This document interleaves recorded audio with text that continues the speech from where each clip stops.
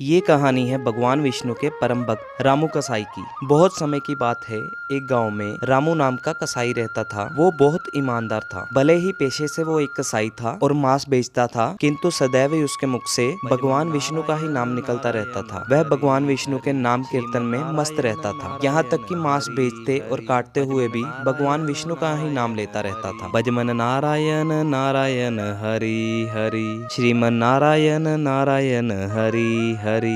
एक दिन उसकी दुकान पर खड़े हुए ग्राहक ने कहा, भैया 2 किलो मांस तोल देना। तो रामू ने कहा, अभी देता हूँ भैया, जय श्री हरि जय श्री हरि। तभी वहां पर खड़े ग्राहक आपस में बात कर रहे थे कि कैसा कसाई है, मांस बेचते हुए भी भगवान का नाम ले रहा है। तभी दूसरे ने कहा, तुम आज देख रहे हो, मैं तो बरसों से इसे मांस बेचते हुए भगवान का नाम लेते हुए देख रहा हूँ। इस कसाई के मुख पे सदा ही भगवान विष्णु का नाम रहता है। लोग रामू के बारे में ऐसे ही बातें करते रहते थे। एक दिन रामू अपनी ही धुन में कहीं जा रहा था कि उसके पैर से एक पत्थर टकराया। वह रुक गया और उसने कहा, अरे ये काले रंग का पत्थर कौन सा है, इसे उठाकर रख लेता हूँ, देखने में तो बहुत बढ़िया दिखाई देता है, ये पत्थर मांस तोलने के काम आ जाएगा। रामू अपनी दुकान पर गया और उसने कहा, आज इसी पत्थर से मांस तोलता हूँ। उसने अपने ग्राहक से पूछा, कितना मांस तोलना है भैया? ग्राहक ने कहा, 1 किलो मांस तोल दो भैया। तभी उसने 1 किलो मांस तोला और सोचा ये पत्थर 1 किलो का ही है। तभी उसकी दुकान पर एक दूसरा ग्राहक आया और उसने कहा,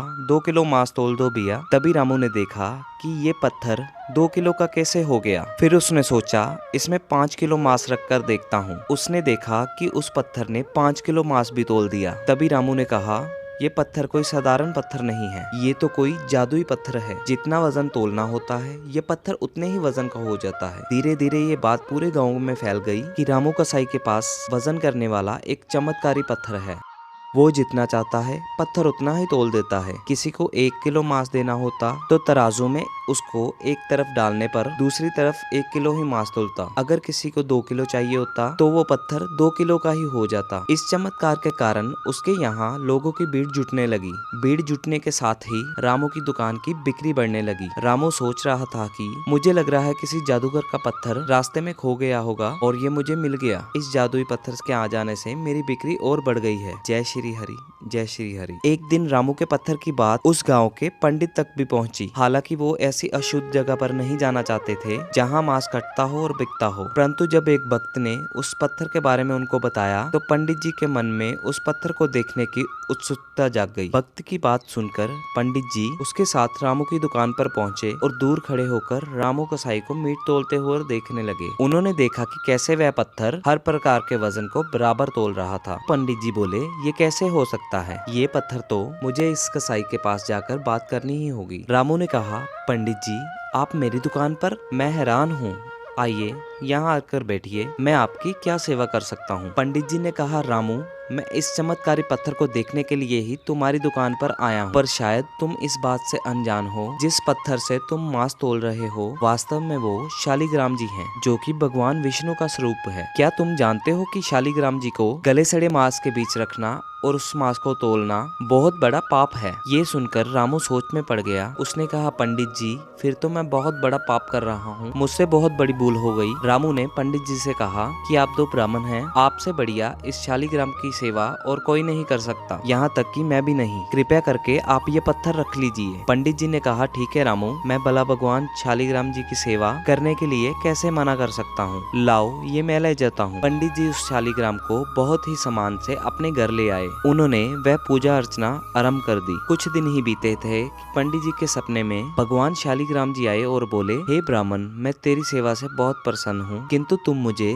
उसी कसाई के पास छोड़ दो। पंडित जी ने कहा, हे प्रभु, क्या आपकी पूजा अर्चना करने में मुझसे कोई भूल हुई है? शालिग्राम जी ने कहा, ब्राह्मण तुम मेरी पूजा अर्चना करते हो, मुझे बहुत अच्छा लगता है, किंतु जो भक्त चलते फिरते मेरे नाम का जाप करते रहते हैं उनको मैं अपने आप को ही बेच देता हूँ। रामू तुम्हारी तरह मेरी पूजा अर्चना नहीं करता है, परंतु वो हर समय मेरा नाम गुनगुनाता रहता है, जो कि मुझे बहुत अच्छा लगता है, इसीलिए तो मैं उसके पास गया था। और जो भी मेरा नाम सुबह शाम जपता है मैं तो उसी के अधीन हो जाता हूँ। मैं जानता हूँ तुम्हारी तरह वो भी मेरा परम भक्त है। पंडित जी ने कहा, प्रभु जैसी आपकी आज्ञा, मैं कल ही आपका ये स्वरूप उस कसाई को सौंप आऊंगा। पंडित जी अगले दिन ही रामू कसाई के पास गए और उसे सारी बात बताई। पंडित जी ने कहा, रामू तुम खुशनसीब हो, श्री हरि ने स्वयं ही तुम्हारे पास रहने की इच्छा जताई है। वो चाहते हैं कि उनके आशीर्वाद स्वरूप ये शालिग्राम सदा तुम्हारे पास रहे। रामू ने कहा, सच पंडित जी, भगवान श्री हरि ने ऐसा कहा? वो मुझ कसाई के पास रहना चाहते हैं? अगर प्रभु मेरे साथ इस दुकान पर जहाँ मैं मांस बेचता हूँ वहाँ रह सकते हैं तो मैं क्यों अपना व्यापार छोड़कर उनकी भक्ति में क्यों नहीं लग सकता? मैं अब से मांस नहीं बेचूंगा, मैं अपने प्रभु श्री हरि की भक्ति में लीन रहूंगा। मेरा आज से यही नियम है,